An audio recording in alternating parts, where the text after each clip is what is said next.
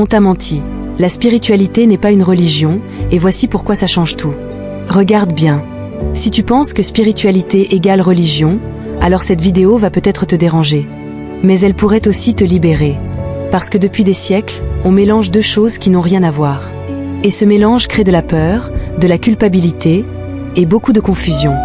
Reste jusqu'à la fin, parce que ce que tu vas entendre pourrait complètement changer ta façon de voir ta vie.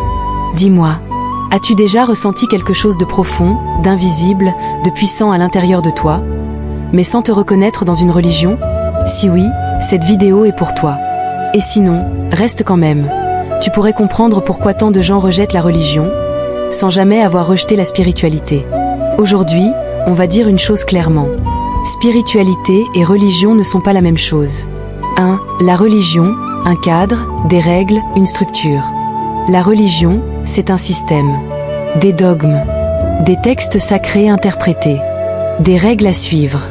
Souvent, une autorité extérieure qui te dit quoi croire, comment vivre et parfois même comment penser. Et attention, la religion n'est pas forcément mauvaise.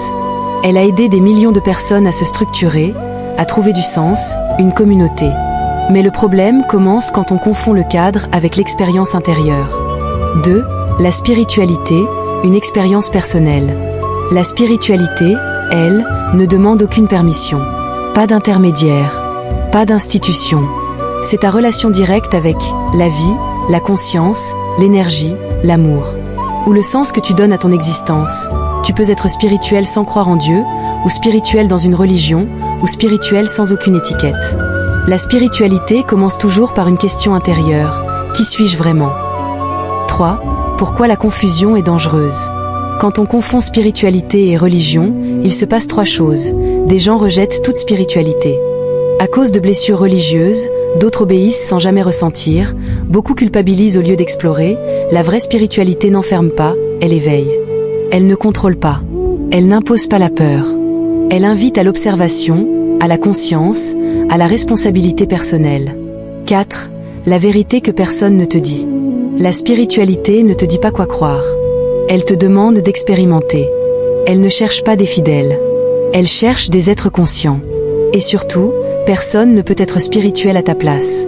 Alors non, la spiritualité n'est pas une religion.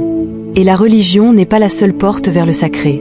La spiritualité commence le jour où tu arrêtes de croire aveuglément et que tu commences à ressentir par toi-même.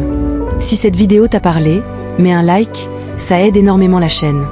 Écris en commentaire « spiritualité »,« religion » ou les deux, partage cette vidéo à quelqu'un qui confond encore les deux et surtout n'oublie jamais, ta conscience est ton vrai temple.